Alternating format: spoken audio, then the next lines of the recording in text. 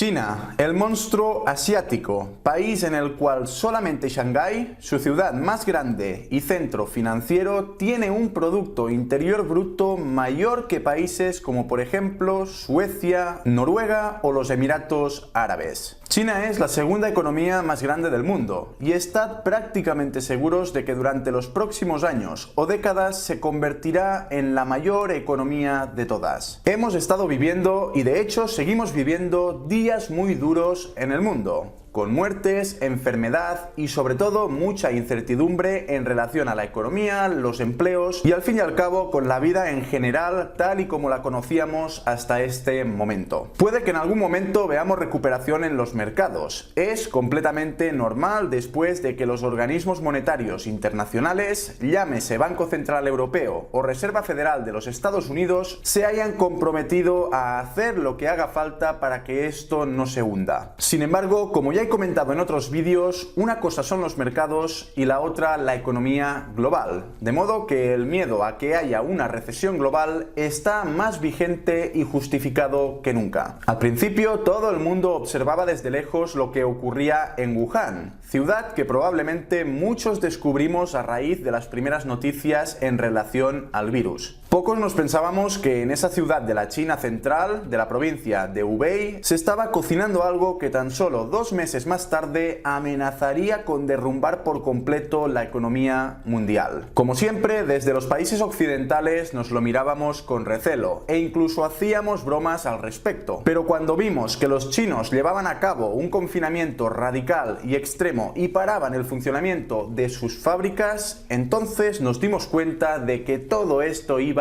en serio. Parar la economía china no es como parar Andorra. Recordemos que estamos hablando de un país que representa el 17% del PIB mundial, el 11% del comercio mundial y el 9% del turismo mundial. En otras palabras, y para hacerlo sencillo, que se pare China tiene unas consecuencias enormes y negativas para el resto del mundo, y en especial para los países occidentales. Si no teníamos suficiente con esto, el virus salió de la China y se expandió sin ningún tipo de control por el resto del mundo, causando miles de muertes de infectados en Europa, en otros países asiáticos, Estados Unidos y Latinoamérica. A pesar de que estábamos avisados, no supimos reaccionar a tiempo, y en este momento la incertidumbre sigue siendo máxima. Los números de muertes e infectados se siguen multiplicando día tras día. Los rescates de las distintas economías del mundo se están dejando ver en todo su esplendor, moviendo cantidades de dinero sin precedentes. Y hasta el día de hoy, a pesar de que los mercados ya han dado algún síntoma de mínima recuperación o rebote, la realidad en la economía real es que las cosas no pintan bien. Pues en todo este caos hemos dado con la noticia más positiva hasta el momento, y es que la China, después de un confinamiento extremo y radical que ha durado prácticamente 2 meses, ha anunciado que a partir del día 8 de abril termina con la cuarentena y se pone de nuevo en marcha. Recordemos que en Wuhan, desde el día 23 de enero, todos los vuelos, trenes y buses fueron suspendidos, así como las entradas y salidas de las principales autopistas. Todas las empresas catalogadas como no esenciales, incluyendo las manufactureras, fueron cerradas. Lo mismo sucedió con las escuelas, oficinas, etc.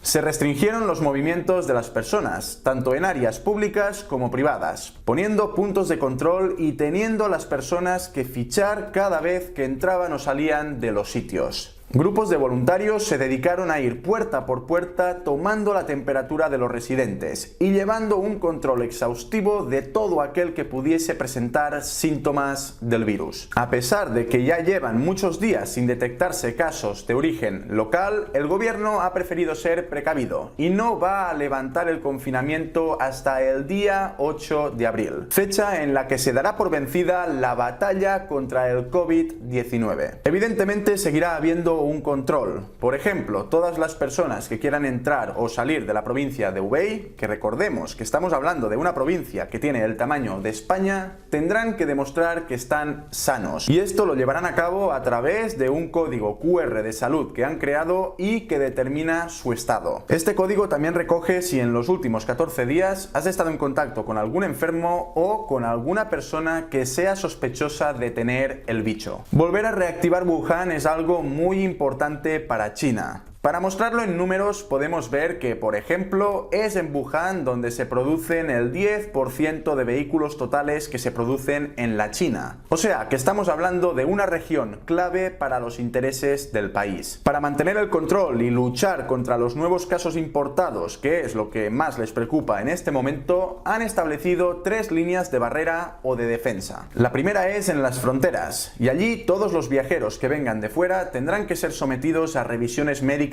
completas, es decir, deberán recibir una declaración de salud que garantice que están sanos. La segunda barrera de control será que todos los que quieran entrar en el país y hayan pasado la primera prueba deberán quedarse obligatoriamente 14 días en cuarentena. Y finalmente, la tercera línea de defensa que han impuesto es que todos los que tengan el mínimo síntoma del virus deberán acudir de inmediato a un centro hospitalario. Como vemos, han levantado la cuarentena y el confinamiento, pero el control sigue siendo extremadamente exhaustivo. A pesar de todo lo comentado y de ver que parece que el gigante asiático despierta de nuevo, es evidente que el impacto económico sobre el país puede ser enorme. Según los primeros datos que se han recibido, el PIB del primer trimestre de China cae un 11%. Es evidente que después de tener el país parado prácticamente 2 meses, las consecuencias tienen que ser graves, porque además no estamos hablando de algo que paras y enciendes como si fuese un coche, sino que el proceso para volver a reactivarlo todo va a durar semanas e incluso meses. A pesar de ello, no se esperaba que el impacto sobre el PIB fuese de 2 dígitos. Estamos hablando de un nivel de debilidad que no habíamos visto nunca antes, porque es que además no es que estemos hablando solamente de un sector, sino que son prácticamente todos. Es algo que está afectando a todos los sectores y a todas las regiones. Entonces nos encontramos un poco ante un nuevo paradigma, ante un nuevo camino por el que no se ha circulado antes, y por lo tanto en este momento las dudas son grandes. Sí que es verdad que China se reactiva en términos de fábricas, de empresas y del movimiento de las personas, pero a ver, que si tienes a medio mundo parado, tú puedes funcionar a todo gas si quieres, que si no puedes vender porque en Europa y en Estados Unidos están como están, pues tampoco te sirve de mucho. Por esta razón es que decimos que cuando China estornuda, el mundo entero tambalea, y además es que en esta ocasión casi que nos lo podemos tomar como algo literal. Algo que nació en China y colapsó primero su propio país y su propia economía, ahora puede abocar al mundo hacia una de las crisis más profundas de su historia. De aquí que exista un miedo real de entrar en una recesión global. Esta semana hemos conocido que la OCDE ya pide un plan Marshall para salvar la economía ante la crisis del bicho. Según el organismo, el impacto económico de la pandemia supera ya sus peores previsiones, y en sus peores escenarios aseguran que la economía mundial podría reducirse a la mitad, o sea, al 1,5%. Como vemos, la OCDE es extremadamente trágica e incluso va más allá afirmando que esta crisis podría dejar pequeña la última gran recesión que tuvimos. Por su parte, la Reserva Federal de los Estados Unidos volvió a la carga este lunes. Recordemos que la Fed ya salió hace 2 semanas anunciando un recorte en los tipos de interés que se situaba entre el 0 y el 0,25%,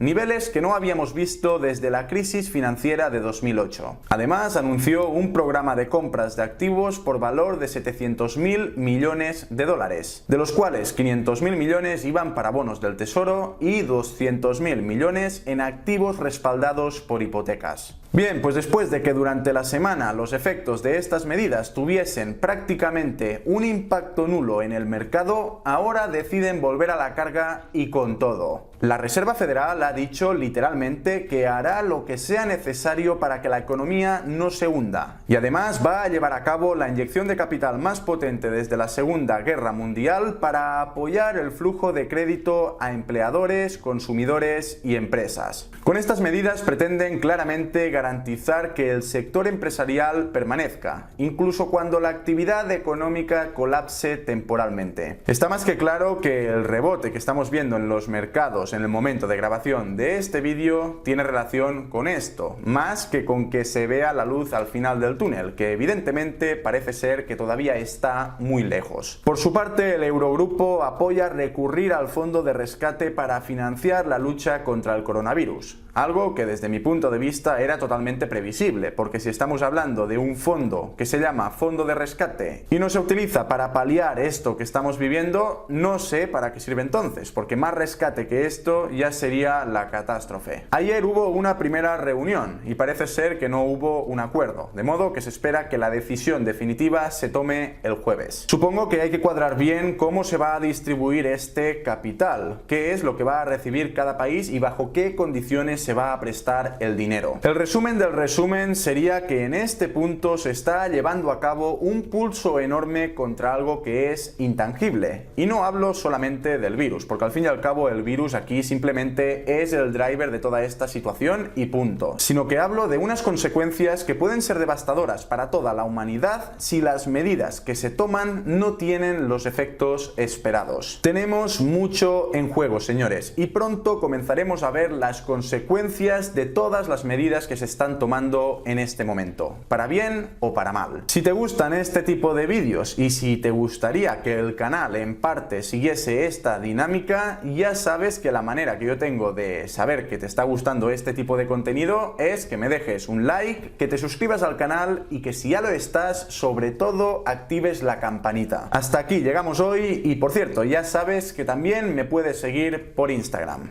Recuerda que educarte es la mejor inversión que harás en la vida. Un saludo y hasta el próximo vídeo.